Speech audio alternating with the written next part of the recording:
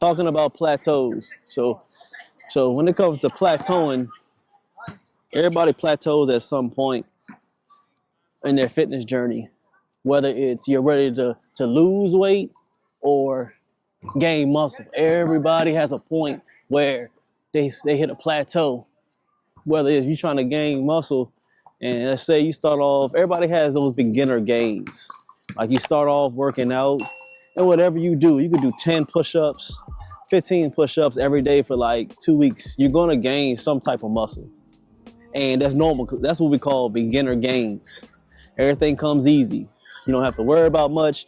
You can just switch one thing of eating correctly and you start losing that weight, you gain that muscle. Y'all know what I mean. But after a while, the months keep going, the years go, and the muscle is not coming anymore. The shreds are looking the same. The muscles are looking the same. The curvatures are looking the same. Everything's the same because after a while, your body get used to it. Now, your body will get used to anything that you do. After a while, it knows that you're gonna go to the gym and start off with doing push-ups and dips to get your chest day ready. It knows that you're gonna start stretching. It knows you're gonna put the same plates on there, whether it's 25 on each or 45 on each, you're gonna do those same 10 reps. So when it comes to hitting those plateaus and you're not growing, so you're doing the same exact thing over and over again. Your body is smart. I know we started off the video just working out. We're just doing simple pull-ups and dips. We're gonna talk about this plateau thing. So after a while, you're gonna start switching things up. If you're just a guy that wants to just lift weights all the time, it's just not gonna work. You got to switch it up. Whether it's you get into CrossFit, running, if you're just a jogging person, you gotta run more, or whether it's a guy that's like calisthenics, you gotta do weightlifting. You gotta keep your body guessing. If you don't keep it guessing, it's gonna not improve. Just like any facet in life. So if you keep doing the same thing over and over again and not seeing any progress, that's a definition is what? Insanity, is that right? You're doing the same thing over and over again and not getting a different result is insanity. So if you see that you're doing the same bench press, same dips, same pull-ups, all this other stuff, you're not switching up the grips, switching up the rest time, switching up the sets and reps, you're gonna stay the same. That's tip number one. Let's switch over to weight loss. Weight loss is the same way. Let's say you want to shed those 50 pounds by like 2 years. First 2 months, it feels good. Losing that good water weight, because the first thing people do when they want to lose weight is start walking more or just fixing up the diet, which is good. You want to do that. After a while, you're going to lose. The first thing is going to be that water weight because you're sweating a lot. And you're not eating those fatty foods. Stop it. I mean, those fatty foods, that's absorbing all the water. So you'll usually just start peeing a lot. You use the bathroom a lot and you sweat a lot. That's the water weight. The hardest times are you being able to get rid of that fat.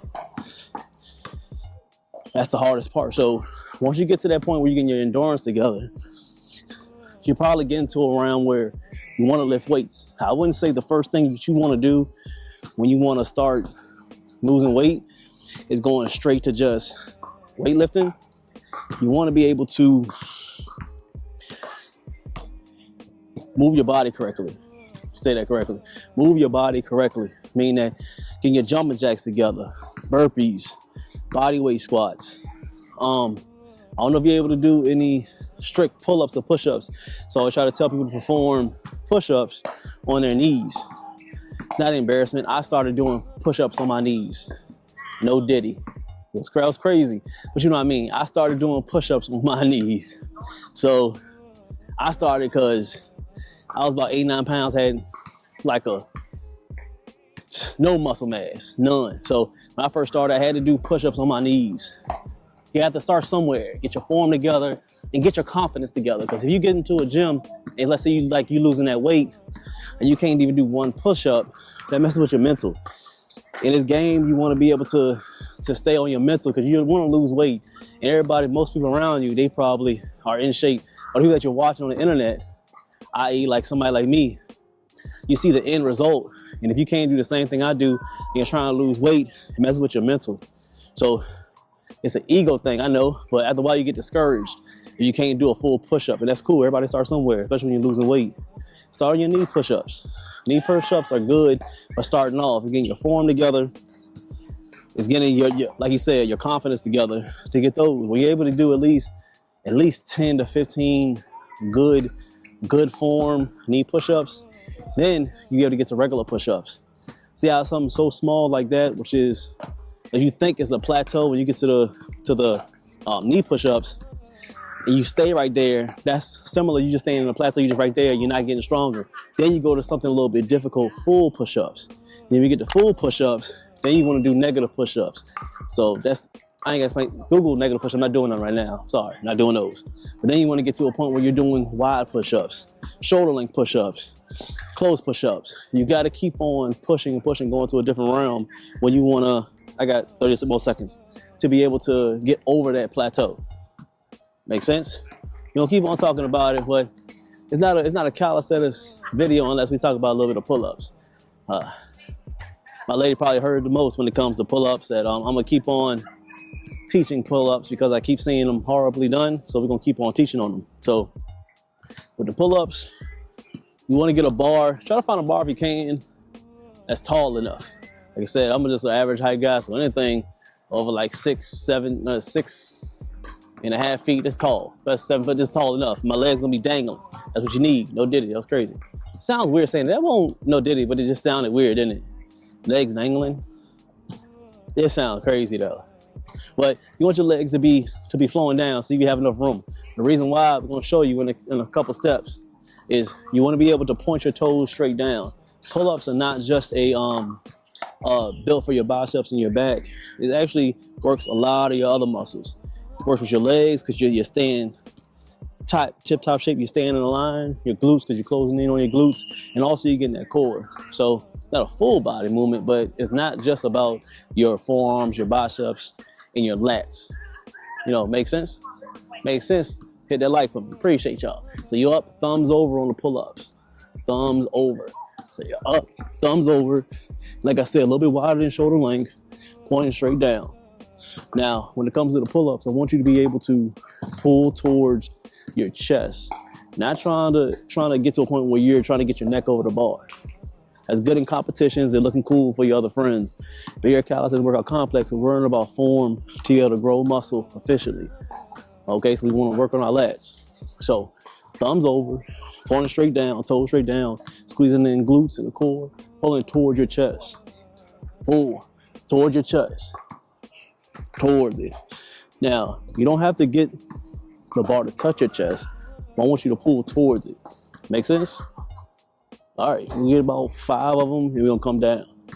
Pull towards your chest, up, all the way down, pulling straight to your chest. One more.